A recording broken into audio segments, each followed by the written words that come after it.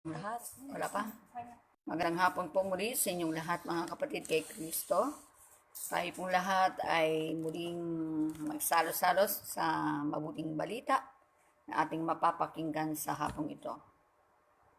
Sa oras na ito, binabati kong muli ang ating Panginoong Diyos na buhay, na makapangyarihan sa langit at lupa. At magandang hapon din muli sa inyong mga kapatid kay Christ. Ano man ang ating ginagawa sa hapong ito, naway ating pakinggan ang mensahe ng Diyos. Upang patuloy tayong patatagin ng Lord, maalis ang ating mga kahinaan, at higit sa lahat, magkaroon tayo ng kaligtasan. So, pansamantala po tayo magsipagyuko at tayo ay manalangin. Yes, Father God, I pray in the name of Jesus, patuloy po namin dinalangin, Lord, ang oras na ito, sa tanghaling ito, Diyos, o sa hapong ito, Panginoon. Patuloy po namin dinadalangin ang bawat isa sa amin, na naway samahan mo po kami ng banal mong kapangyarihan. Liwanagan mo po, Diyos, ang aming maisip at puso. Na naway, Panginoon, patuloy mong buksan ang aming mga kaisipan, ang aming mga pandinig, ang aming mga paningin. Lord God, open our eyes in the name of Jesus. Hallelujah. Purihin ka, O Diyos, banal at dakila. Diyos na makapangyarihan, Panginoon, mangmangman kami sa iyong paningin. Subalit pagkalooban mo po kami ng sapat na kaalaman at karunungan upang huwag kaming malinlang ng kadiliman ng mundong ito, Diyos. Panginoon, dinadalangin ko rin ang aming mga kapatid na nasa malalayo, kapatiran sa pananampalataya, mga kapitbahay, sampu ng aming mga members of the church, mga pastors and leaders of God, ganun din ang mga frontliners, na mga ngasiwa sa aming gobyerno, mulang presidente hanggang sa mga barangay. Pare God, pagpalain mo nawa ang mabuting balita, na sino mang makapakinig ng mabuting balita, ito ay magbigay liwanag, kapayapaan sa aming buhay. Ano man ang hasik ng kaaway, in the name of Jesus, tinataboy ka namin, spirit of destruction, lumayas ka sa ngalan ni Jesus. Ama, marami pong salamat muli sa hapong ito. Purihin ka ngayon at magpakalanman. In Jesus' name, Amen. So, magandang hapon po muli sa inyo mga kapatid. God bless po sa ating mapapakinggan. Naway ito po ay magbigay liwanag sa ating buhay. Ang topic po natin ngayon mga kapatid is tungkol sa Diyos, ang banal na Espiritu Santo. Madalas na po natin napapakinggan, lalong-lalo na dito sa church, doon sa ibang mga pastors, pero ganun pa man. Bakit pa ulit-ulit na sinasabi sa atin ng Lord na ang Diyos ay Espiritu? Ayon po sa John 20, chapter 4, verse 24, na ang Diyos ay Espiritu, kaya dapat siyang sambahin sa Espiritu at katotohanan. Kasi marami pong tao sa panahon natin ngayon na lalong hindi na makaunawa kung ano nga ba ang Diyos na kanilang sinasampalatayanan. Sa panahon natin ng crisis ngayon, maraming problema sa kapaligiran, dapat po tayong lumapit sa ating Diyos na totoo. Hanapin natin ang Panginoon upang tayo i-guide niya kung ano nararapat nating dapat gawin. So, sa hapong ito, napakainit man ang panahon, ano man po ang inyong ginagawa, invite ko po kayong makinig pansamantala, isang oras man lang. O pakainin po natin ating mga kaluluwang ito na nanlulupay-pay, na pinupuno ng problema ng kapaligiran o ng kaaway. So, sabi nga, God is everywhere, no? Ulitin ko po ulit, ang sabi po sa aklat ng John chapter 4, verse 24, God is Spirit, and those who worship Him must worship Him in spirit and truth. Sabi nga, the Holy Spirit is a power. Ngayon, ang Espiritu ba ng Diyos ay, sa panahon ba natin, ay mayroon na bang nakakita sa Diyos? Ayon po sa asulat ni Apostol John sa chapter 1, verse 18, sabi po dito, kailanman walang nakakita sa Diyos. Subalit ipinakilala siya ng bugtong na anak. Sino yon? Si Jesus. Siya'y Diyos na lubos na minamahal ng Ama. No one has ever seen God. Only God, who is the Father's side, He has made Him known. Yan. Ang tangi lamang na nagpakilala sa atin, walang iba kundi si Jesus. Sa pamamagitan ng kanyang mga mensahe sa Biblia, doon po natin nakilala ang ating Panginoon. Nasabi nga ni God, wala kailanman, wala pang nakakita sa Diyos, subalit ipinakilala siya ng bugtong na anak. Siya'y Diyos na lubos na minamahal ng Ama. Tama po ba? Ayan po, yung mga nakikinig po na very active kay God, pagpalain nawa kayong Lord, ingatan, ilayo sa mga karamdaman. Ayan po ang ating mga kapuso, ang ating mga kapatid kay Christ. No? Malayo man sila, talagang deserving silang makinig. Yan. Alam ko na mahal nyo ang ating Panginoon at mahal na mahal din kayo ng Lord. Kaya sa oras na ito, may gusto man kayong gawin sa sarili nyong tahanan, pero nandyan kayo sa harapan ng Panginoon. Ginagamit lang po ako kasangkapan ng Diyos, no? Sa pangatlo po na sabi po dito sa sa 1 John chapter 4 verse 12, walang taong nakakita sa Diyos kailanman. Ito po yung supporting verse ng ating binasa kanina. Ngunit kung tayo nag-iibigan, nasa atin siya, nagiging ganap sa atin ang kanyang pag-ibig. Sa English version, no one has ever seen God. If we love one another, God abides in us, and His love is perfected in us. Diba? Sabi nga, ang Diyos ay pag-ibig. Kaya kapag po nag-iibigan tayo bilang magkakapatid kay Christ, so naroon po yung ng Panginoon, pagsama niya sa atin. Nasa atin siya. Nakikita niyo po ngayon, ang naobserbahan ko po sa ayun po sa nakikita po namin sa balita, sa pang-araw-araw po nating pamumuhay, na although napakarami pong problema sa ating bansa, hindi lang sa ating bansa, ang nakikita ko po yung maraming Kristiyano o hindi pa man totoong Kristiyano, naroon yung pag-ibig nila sa kapwa. Yung pagbibigay, yung pagmamalasakit, yung yung ginagawa nilang the best para mabigyan ang ibang tao ng kagalakan sa kanilang puso. Lalong-lalo na yung mga walang makain, yung nakatira na sa tabi ng mga kalsada, walang masilungan, walang matulugan, yung iba nasusunugan pa ng bahay. So sabi nga, pakinggan po natin ang tinig ng Diyos para tayo, yung ating kaluluwa ay maibsan ng problema. Dito tayo pinalalakas ng Lord, di ba? Sabi nga doon sa aklat ng Hebrew 9:27. Ano po ang sabi dito ng Lord sa Hebrew 9:27? Ay, hindi po, 25, sorry po. 10:25, I'm sorry po. At huwag kaligdaan ang pagdalo sa ating mga pagtitipon, gaya ng ginagawa ng ilan, kundi palakasin ang loob ng isa't isa, lalo na ngayong nakikita nating nalalapit na ang pagdating ng Panginoon. Yan. Ito po'y palaala po ng ating Panginoon ayon po sa sulat ni Apostol Paul, na huwag nating kaliligtaan, dumalo sa mga pagtitipon, o kaya hindi na tayo makapagtitipon ngayon dahil may maraming pinagbabawal. Laging social distancing. Yung wala ang mask, hindi pwedeng pumasok sa panambahan. Kailangan magpahid pa ng alcohol. Pero para sa akin po yun, dapat lang natin sundin ang ating government para din sa ating kabubuti. Ano po?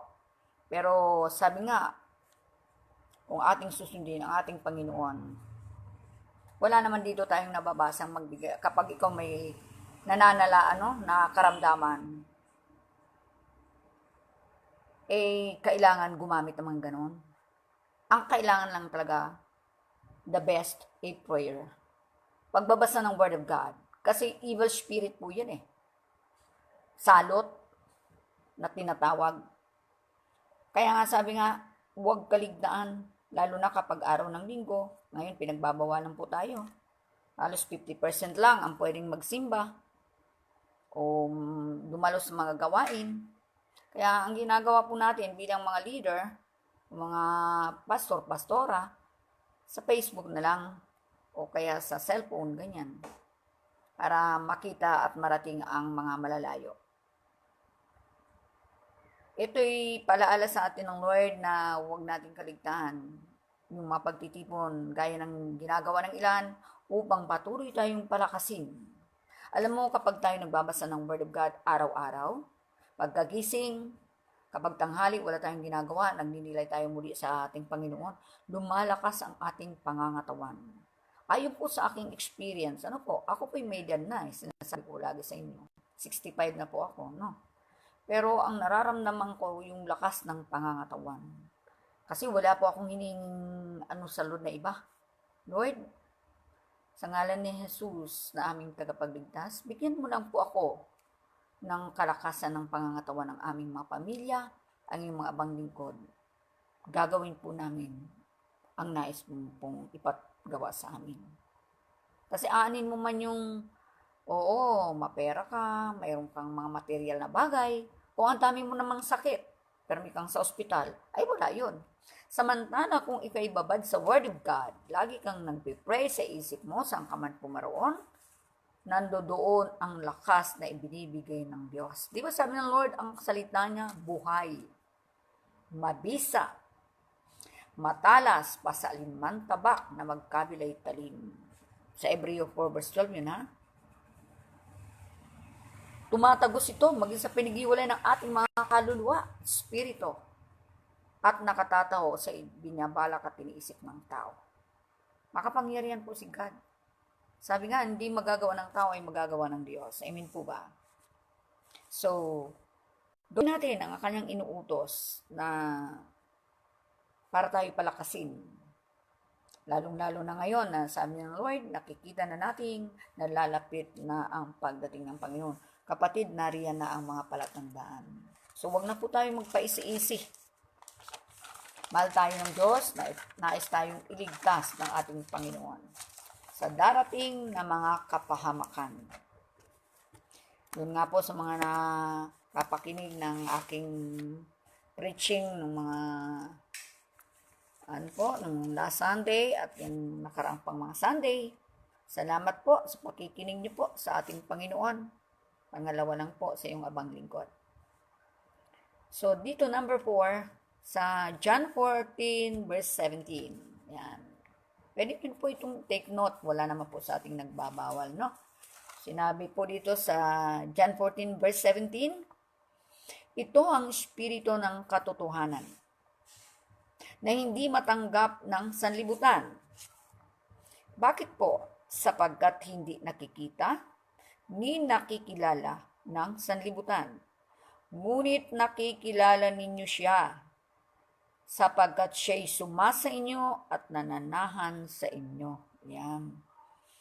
Sabi nga, kapag ang Espiritu ng Diyos ay nananahan sa ating mga puso, o tinanggap na natin si Christ as Lord and Savior, sabi niya dito, ito ang Espiritu ng katotohanan.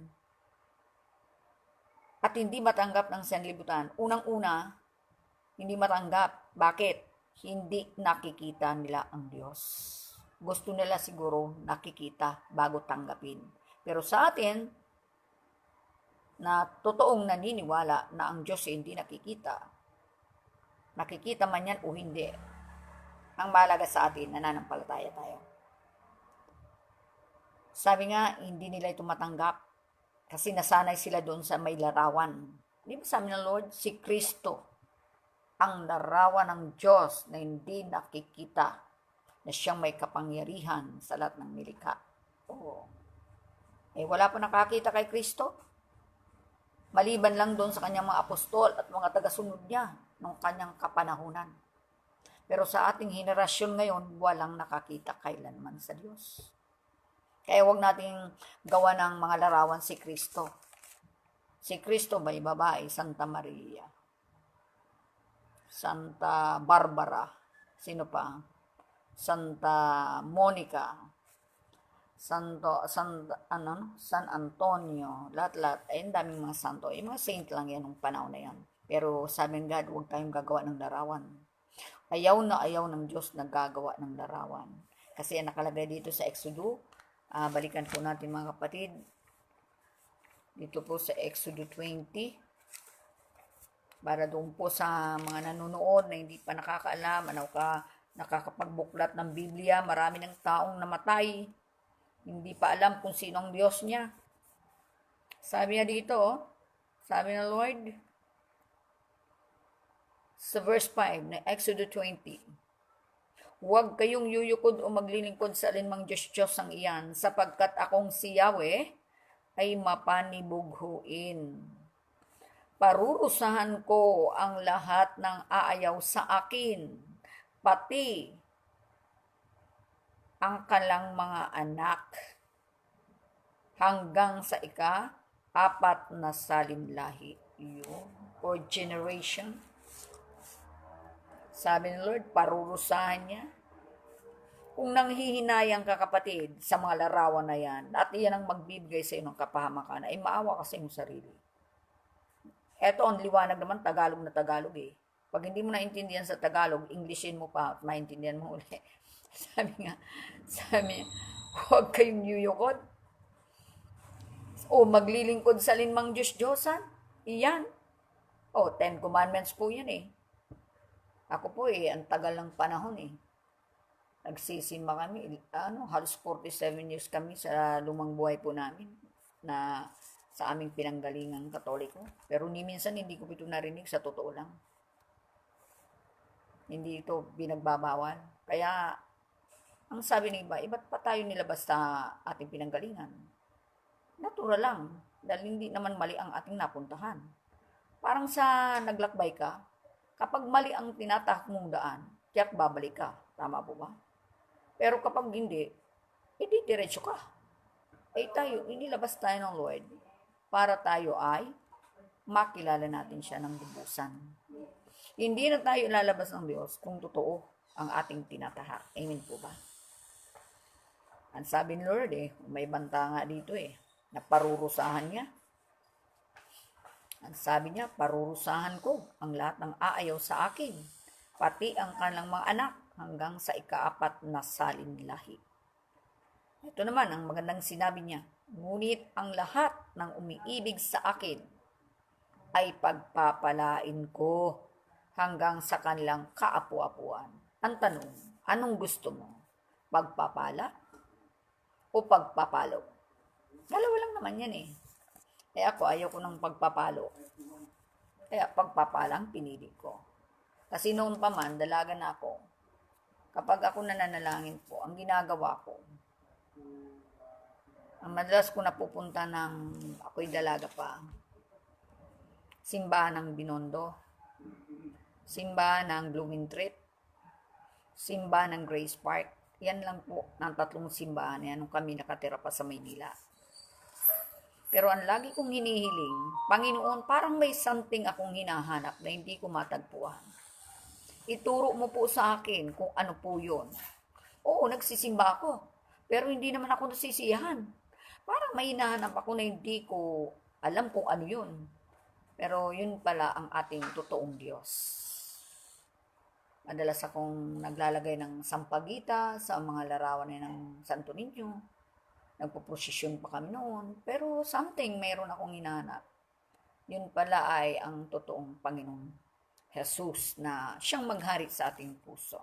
Tama po ba?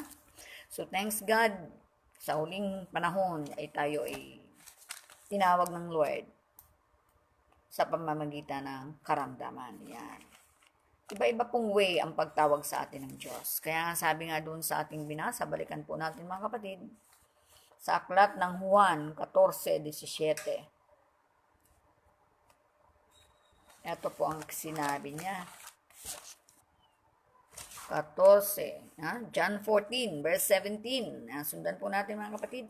Ito ang espiritu ng katotohanan na hindi matanggap ng sanlibutan. Unang-una, bakit hindi siya matanggap? Sapagkat hindi siya nakikita. ni nakikilala ng sanlibutan. Yun ang problema po doon. Hindi siya nakikita. Pangalawa, hindi siya nakikilala. Pero sabi niya dito, ngunit nakikilala ninyo siya. Bakit? Sapagkat siya'y sumasa inyo at nananahan sa inyo. Yun pala. Nung tinanggap na natin si Kristo as Lord and Savior, ano ang naano natin? Sumaatin na ang Spirit ni God. Diba doon sa Book of Ezekiel? Ano sabi niya doon sa Book of Ezekiel? I-remind ko po ulit sa inyo. Ezekiel 36 verse 26 and 27. Yan. Kapag tinanggap na natin ang Spirit ni God, ito ang sabi niya, ay si Kristo as Lord and Savior.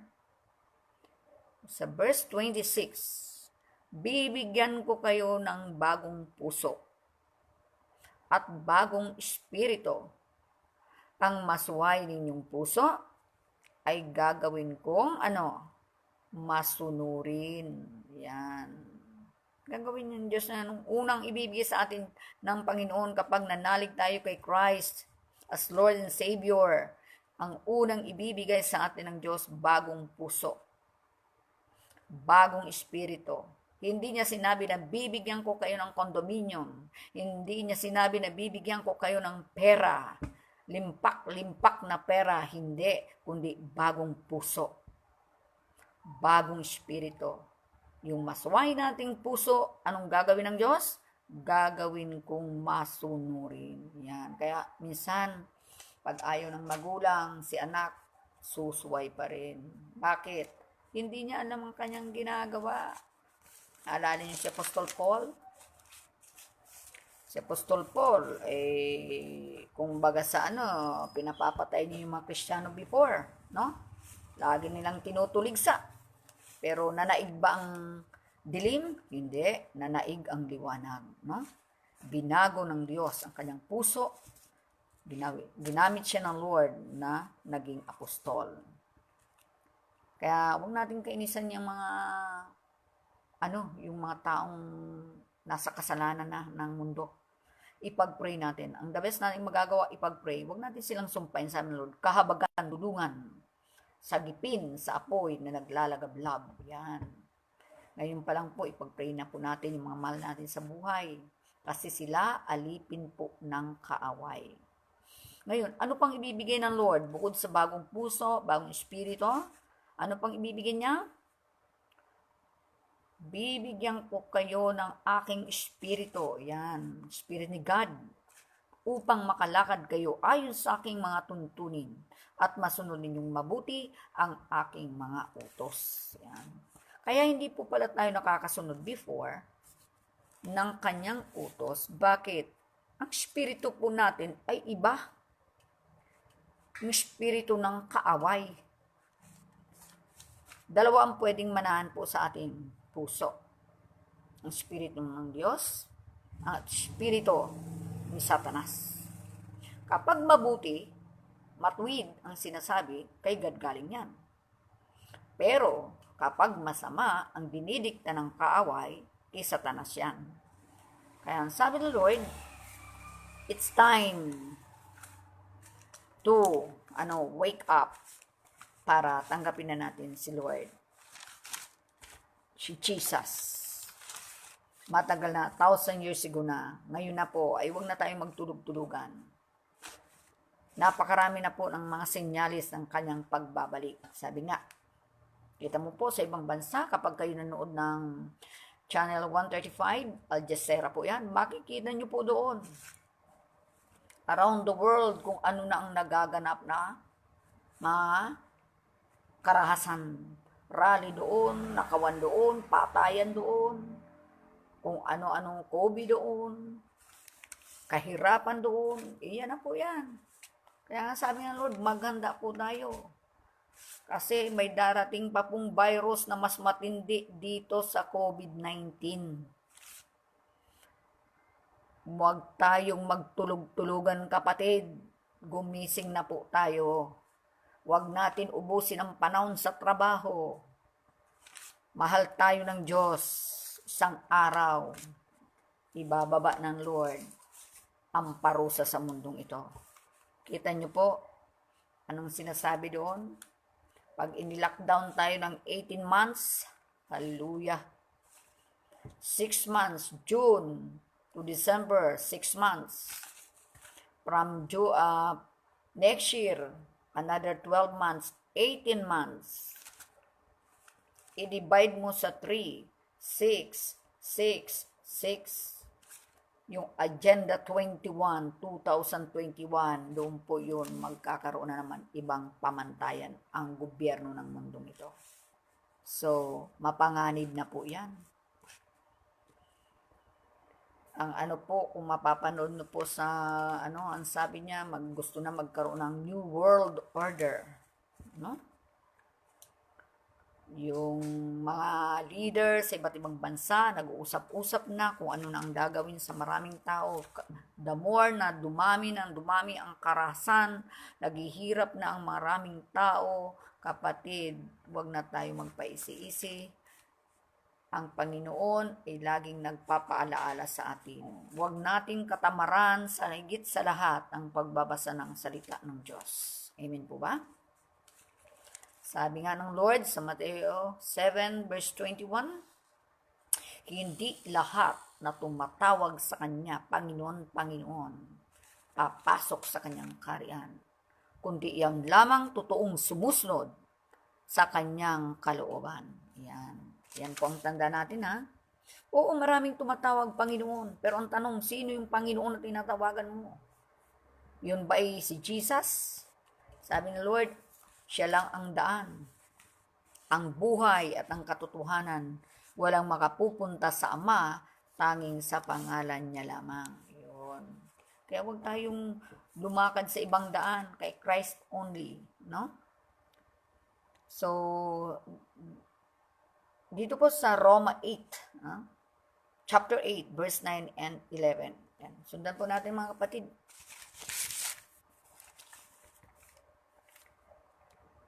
Sa Roma, chapter 8,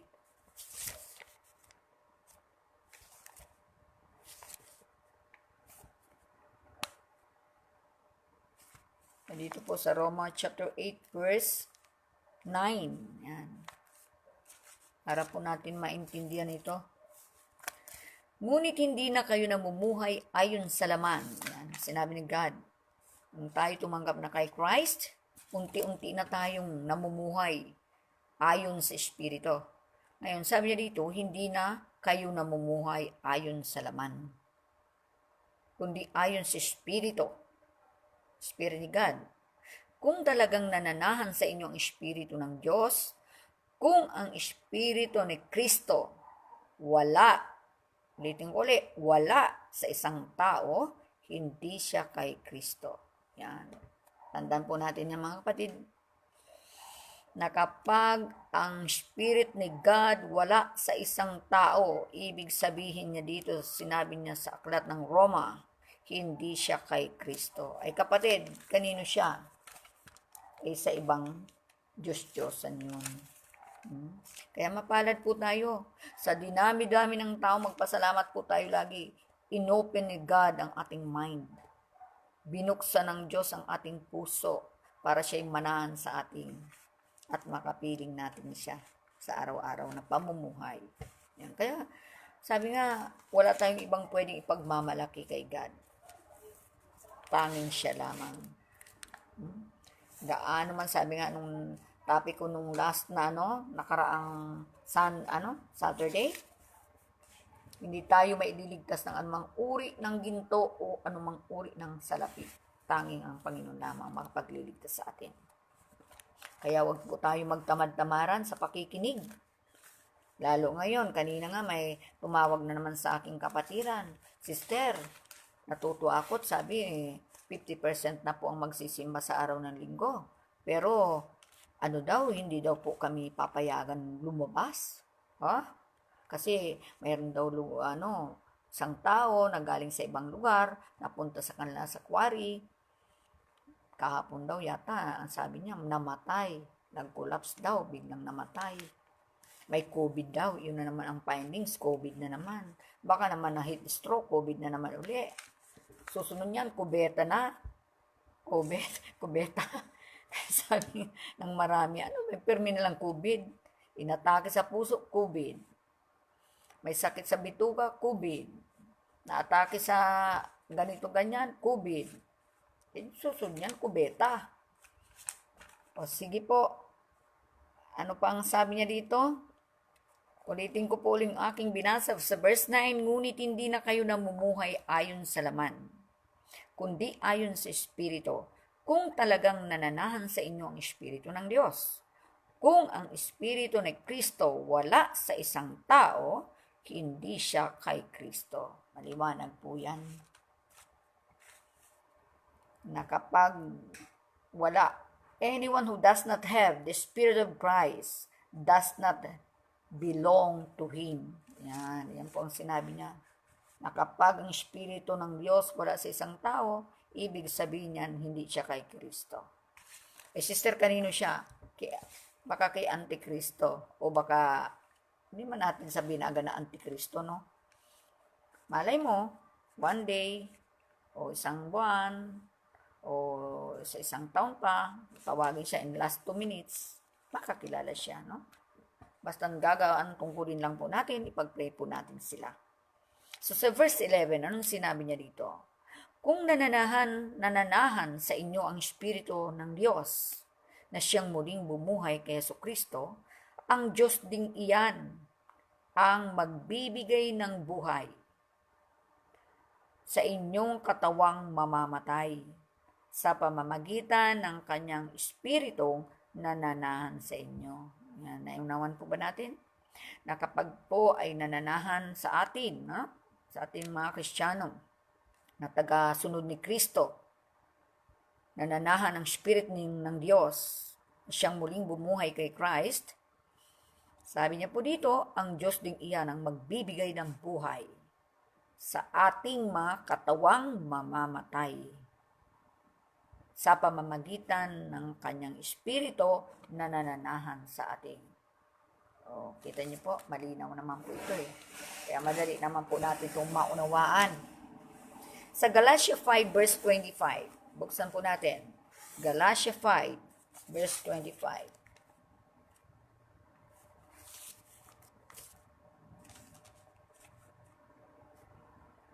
Ito po ang kanyang sinabi ayon po sa sulat ni Apostol Paul sa mga taga-Galatia. Ang Espiritu ang nagbibigay sa atin, kaya ito rin ang dapat maghari sa ating buhay, mga buhay. Yun. Ang Spirit ni God, si God, ang nagbibigay, ang Diyos ang nagbibigay buhay sa atin, kaya ito rin ang dapat maghari sa ating mga buhay. If we live by Spirit, let us also keep and step with the Spirit. Yan. Siya rin ang magbibigay. Wala namang ibang magbibigay sa atin ng buhay, tanging ang ating Panginoong Diyos lamang. Kaya ang sabi nga sa aklat ng Roma, chapter 8, verse 14, ang lahat ng pinapatnubayan ng Espiritu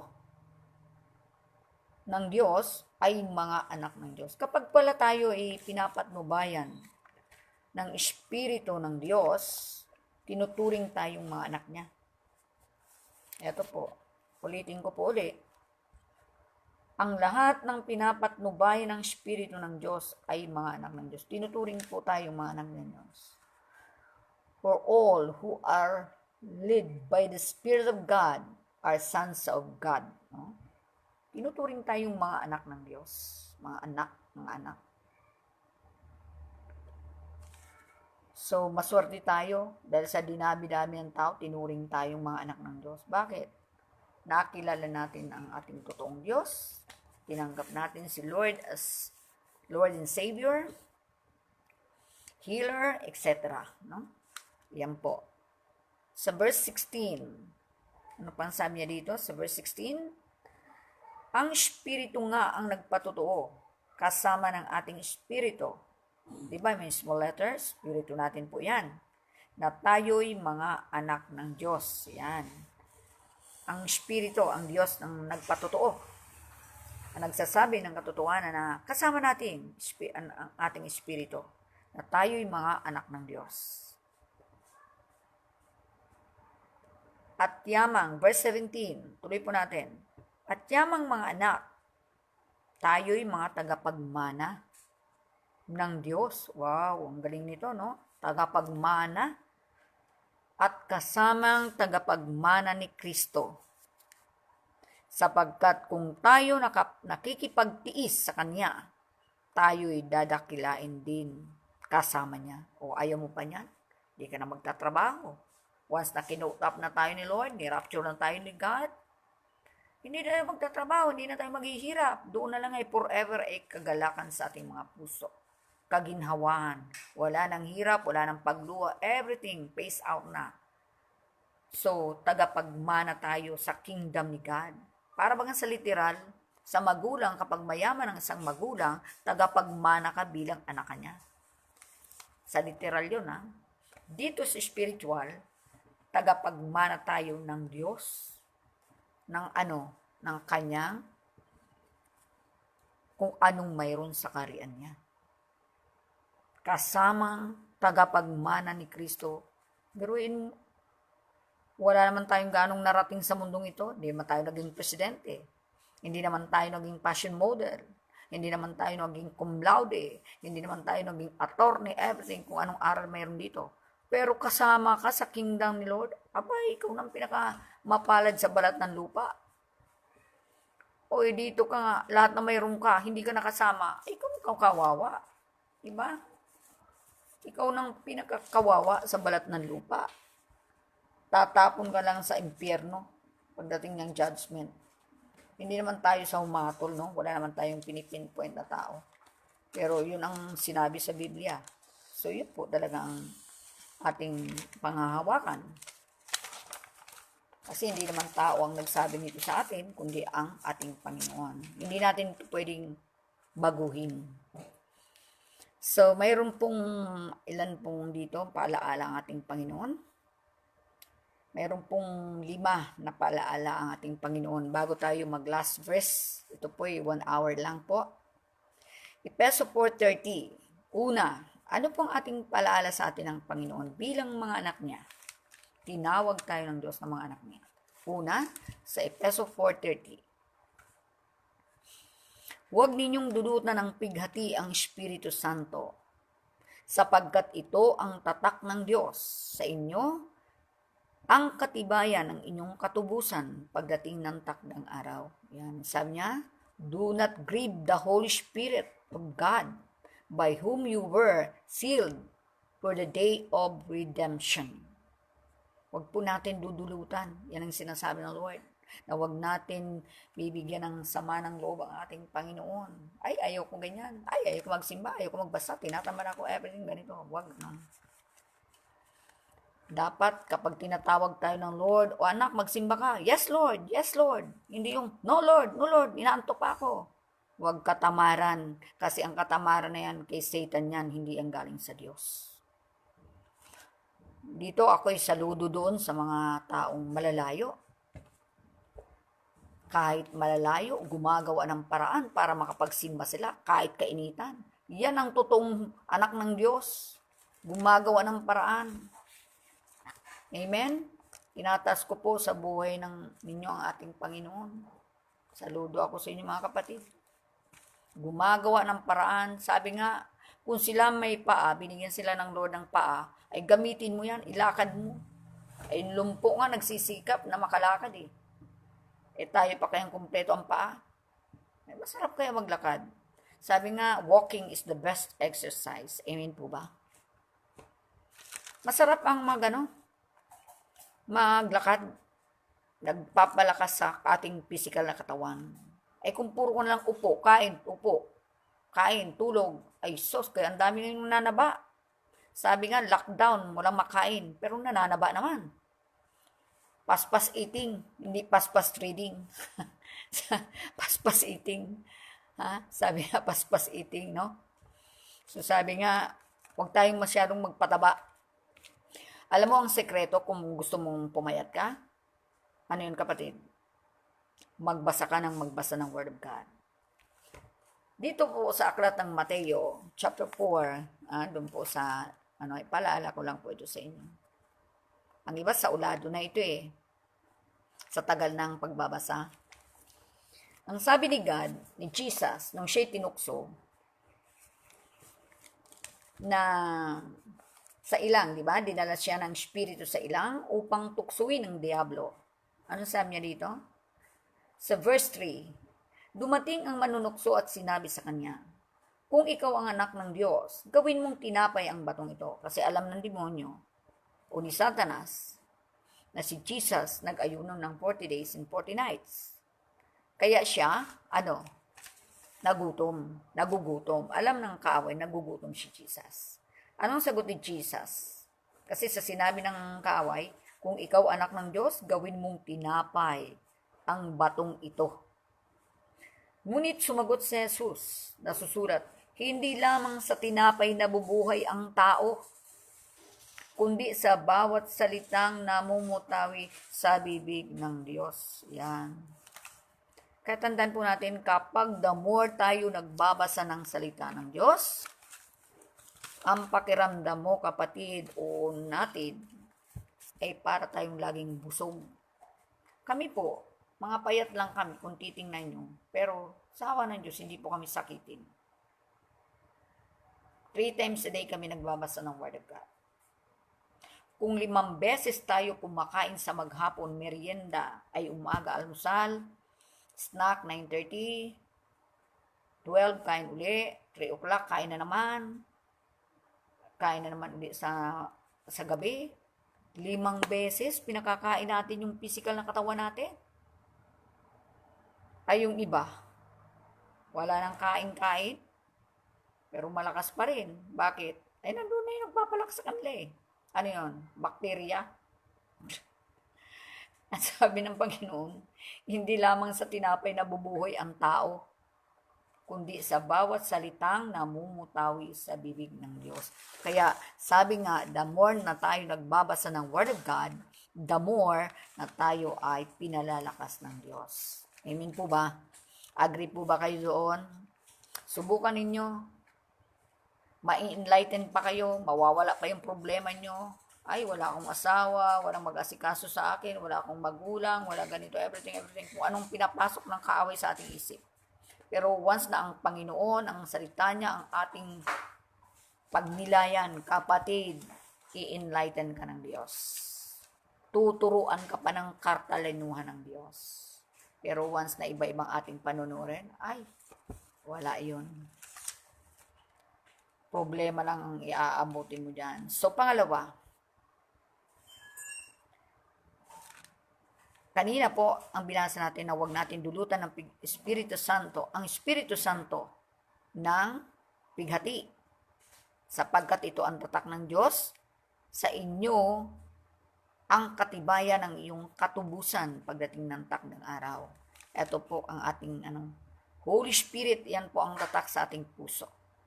Kaya sabi ng Lord, huwag natin siyang dulutan ng pighati.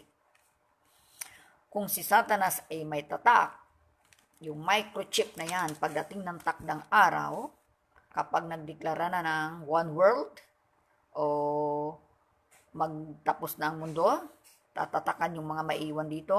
Ang tatak ni Satan, para sa ating kaalaman, 666. Ano yan? Pangalan ng halimaw, pero microchip ang tatatak sa tao. Kaya mapalad po tayo, mayroon na tayong tatak, galing naman kay God. Espiritu Santo. Yan. Katibayan ng ating katubusan pagdating ng takdang araw. Tutubusin tayo ni God. Tinubos na tayo ni Christ, pero kukunin pa rin tayo ng Lord. Amen? So, manalig ka, huwag mag-alinlangan, punuin mo ng love ang iyong puso at pananalig kay Kristo. Hindi kanya iiwan. Kapatid, palakpakan natin sa Lord. Kahit malalayo tayo. Hayaan mo nang sabi ng kaaway, ay mga buang to, ikaw ka ang buang. Sa 1 Thessalonians chapter 5, verse 19 and 20. Sundan po natin mga kapatid. Huwag ninyong hadlangan ang Espiritu Santo. Yan, yung paalaala. Pangalawa, kanina, huwag natin dulutan ng pighati. Pangalawa, huwag natin hadlangan ang Espiritu Santo. Kapag nangungusap ang Diyos sa atin, huwag nating hahadlangan. Dahil sabi nga ng iba, Yung iba kapag nagpe-preach ang mga leader o pastor o pastora, nahe-hurt sila. Bakit? Tinatamaan ng Word of God. Pero, kung iyan ay ikalalaya mo at ikaliligtas mo, huwag mong hadlangan ang sinasabi ng Panginoon.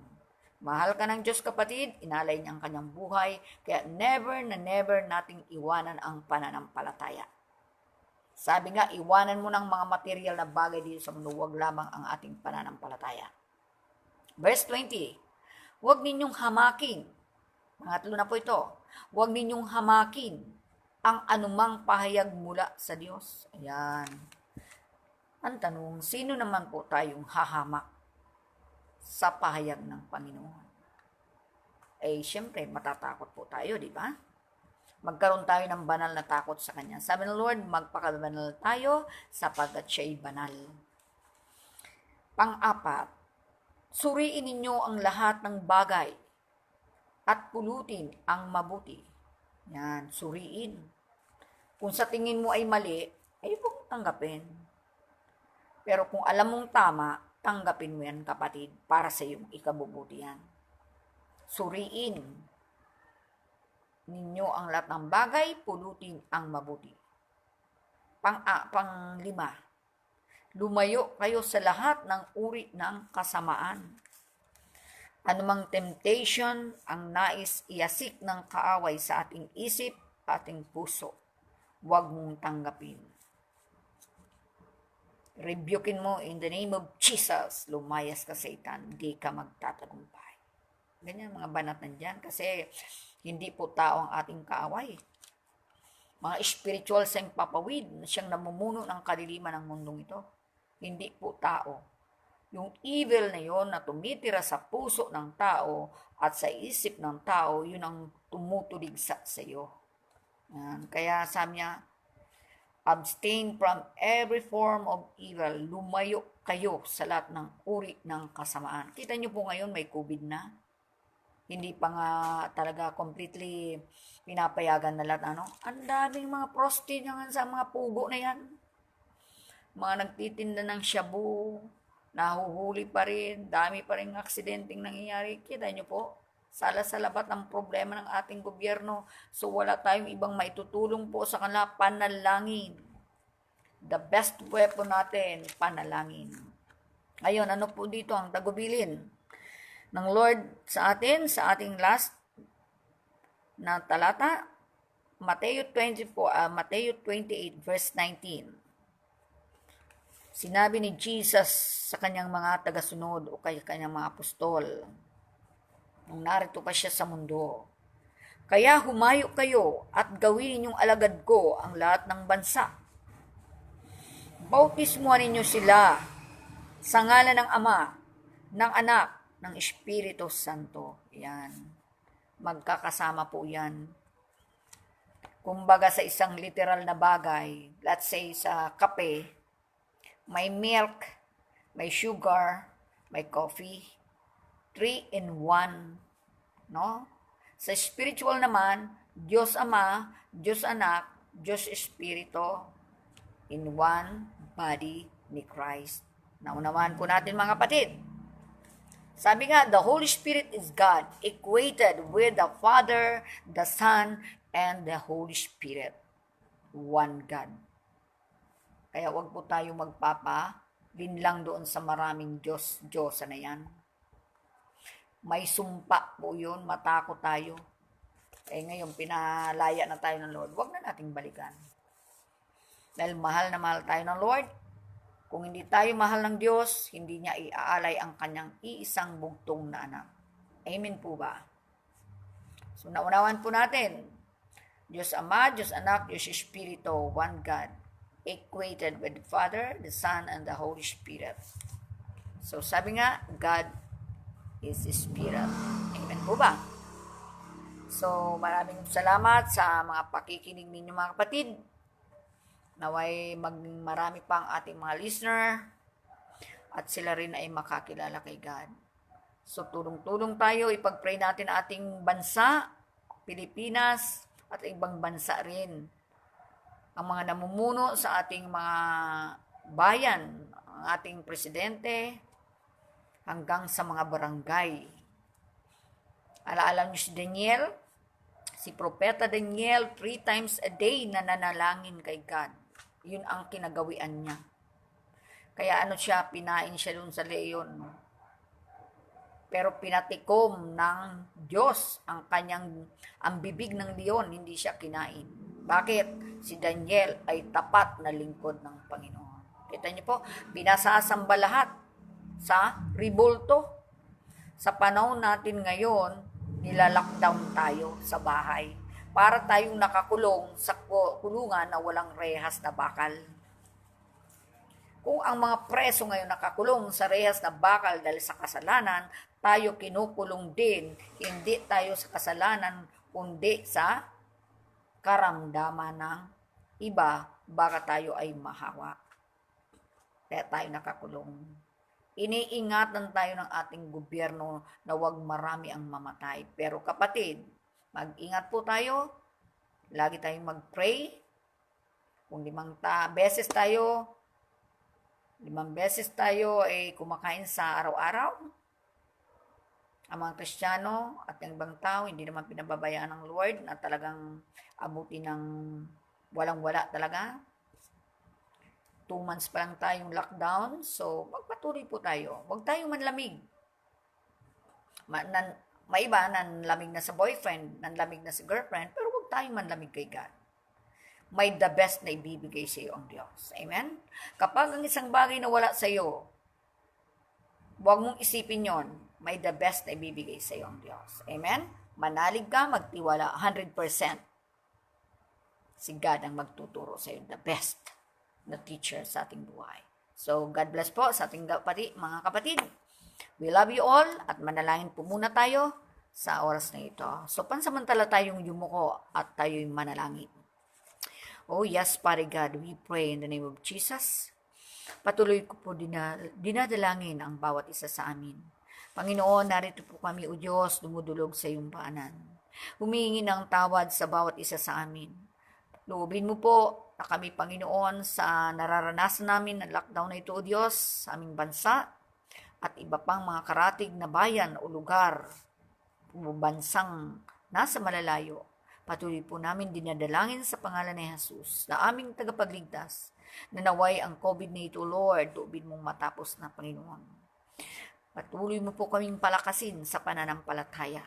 Ilayo mo po kami, Panginoon, sa lahat ng temptation o namang karahasan na gawa ng kaaway ng mundong ito. Lord, tulungan mo po kami. Punuin mo po kami, O Diyos, ng kaalaman, karunungan na nagmumula sa iyo. Mangmangman kami sa iyong paningin, subalit kay punong-puno ng karunungan. Sinabi mo, Ama, sa iyong paningin, sa iyong mga salita, na kapag kami kulang sa karunungan, humingi kami sa iyo at kami ay iyong bibigyan at masagana kang magbigay at hindi ka nanunumbat kailanman. Panginoon, marami pong salamat sa hapong ito. Salamat sa pagpatak ng ulan, sa pagsikat ng araw, sa kapayapaan ng kapaligiran, sa mga frontliners, sa aming mga namumuno sa aming bayan, sa mga ospital. Lord, dinadalangin po namin ay iba't ibang karamdaman na ito, Lord God. Lobing patuloy nawa kayo magpadala ng mga leader na may tapat ng kalooban, na handang sumunod sa iyong kalooban na sila'y ipanalangin din sa araw-araw. Lord, tulungan mo po kami bilang isang Kristiyano na ang bansang Pilipinas ay magkaroon ng great revival, O God, in the name of Jesus. Dinadalangin din po namin ng mga doctors, mga nurses, mga frontliners na ito sa iba't ibang bansa. Naway kapayapaan ang iniwan mo sa amin. Kapayapaan, Panginoon, ang maghari sa aming puso. Ganon din ang mga pastors ng iba't ibang religious leader, Panginoon. Pagpalain mo nawa sila, Panginoon. I-bless ang kanilang mga tupa, ang kanilang mga pinapastulan, ng iba't ibang ministries, O God. Naway huwag kaming manlamig, bagkus, Panginoon, maging mainit ang aming pananampalataya sa araw-araw ng pamumuhay. Pare God, thank you so much, Lord. We love you, Jesus. Anumang demonic forces na nais kumandol sa aming isipan, pinalalayas ka namin sa Satanas, doon ka sa kalaliman na walang hanggan. Kailanman hindi ka magtatagumpay, in Jesus' name. Panginoon, marami pong salamat muli. Ibinabalik namin sa iyo ang pinakamataas na papurit parangal, in Jesus' name. Amen and amen. God bless you all. Mabuhay po tayo.